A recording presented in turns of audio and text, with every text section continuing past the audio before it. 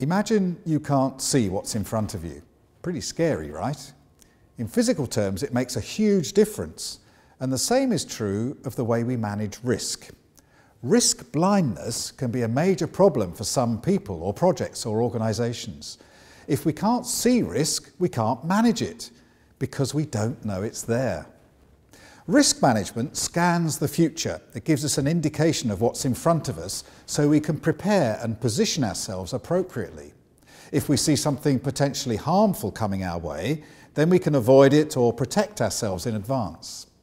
And if we spot a big potential benefit out there, then we can steer ourselves towards it, but only if we see it coming. Unfortunately, risk blindness prevents people seeing the risks ahead of them, so they're unable to prepare properly.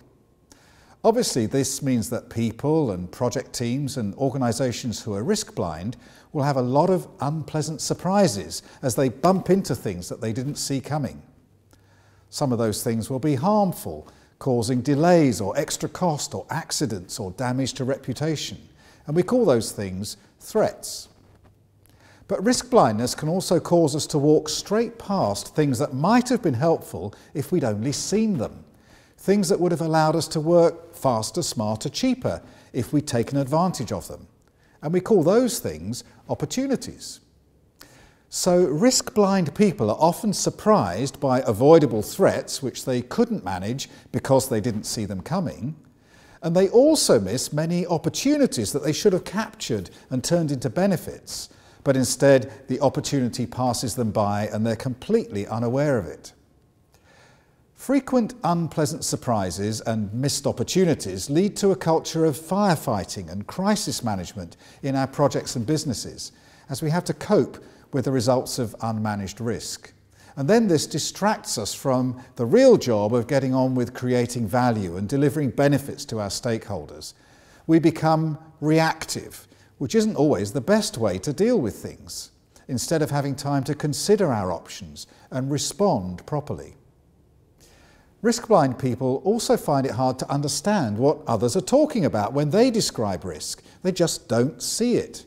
Why are you worrying about these imaginary things? I can't see anything wrong. Don't worry, it'll be fine. They don't see the need for a risk process either. Why waste time on risk reviews if you can't see any risks? Fortunately, risk blindness can be treated and cured, allowing people to see what they've been missing.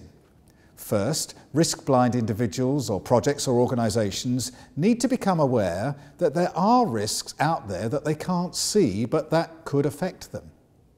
Then they need to develop risk vision, an effective risk management capability so they can see what's out there and coming their way and get ready in advance. The goal is to see risk clearly and then act appropriately. It may take some time to recover fully from risk blindness, but it is possible.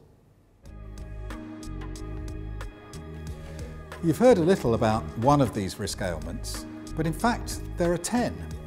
To explore this ailment in greater detail, why not invite me to speak at your conference or in-house event, or read my book, or engage the Risk Doctor Partnership for consultancy support. The other risk ailments are introduced in the rest of the videos in this series, with full details in the book.